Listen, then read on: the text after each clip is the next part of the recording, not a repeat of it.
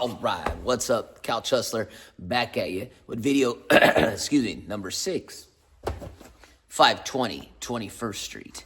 Anyways, this one reminds me of how you can buy multiple properties in the neighborhood just by a little bit of a referral or reference. So this one right here, I ended up actually buying 3 within the same community of this home, this house.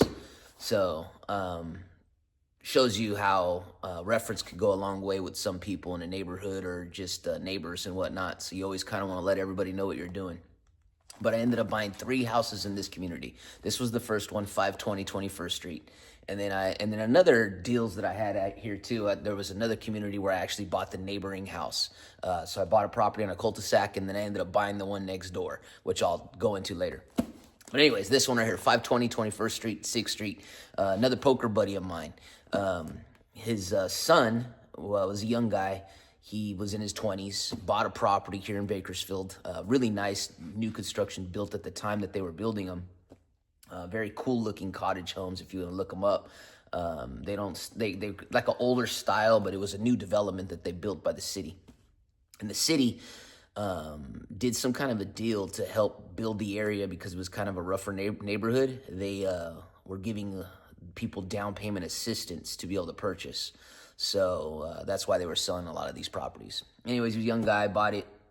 He ended up going to school in another state or got a job in another state, one of the two, and didn't want the property anymore.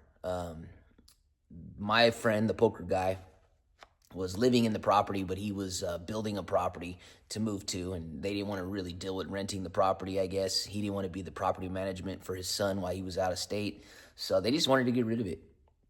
Anyways, he kind of referred his son, or me, to his son, and we did the deal. I never even met the guy. We just did everything through the internet, and and pretty much did the deal. He deeded it over to me. As a matter of fact, I think he was behind a couple payments on it. Not a lot, but, still behind some payments, which I had to make up. Got the deal for $150,000 was loan. I think it was the first one that ever had a homeowners association. So I had to deal with the homeowners association a little bit, which isn't difficult. They just want their money. So as long as you pay them and you transfer who's the right owner now and who's owning it, it's a pretty easy process. And that's how I got that one. So I ended up picking it up, cleaned it up, put some paint, cleaned up the flooring, put a tenant in there. Let me see. The first tenant in that one, who was the first tenant in that one? I think I just sold it right away. I sold it right away to some guy. Man, what? I can't remember on that one. I think it was Joe. Joe was the guy. So I ended up putting him in there for $20,000 down, and he actually refinanced it out, him and his wife, and they purchased it. That was a pretty easy process, though. They were in there for quite some time, I think, actually. Good tenants. I think I made about $50,000-$60,000 on the deal. It took some time for them to get the loan, but it was a no-brainer, easy deal.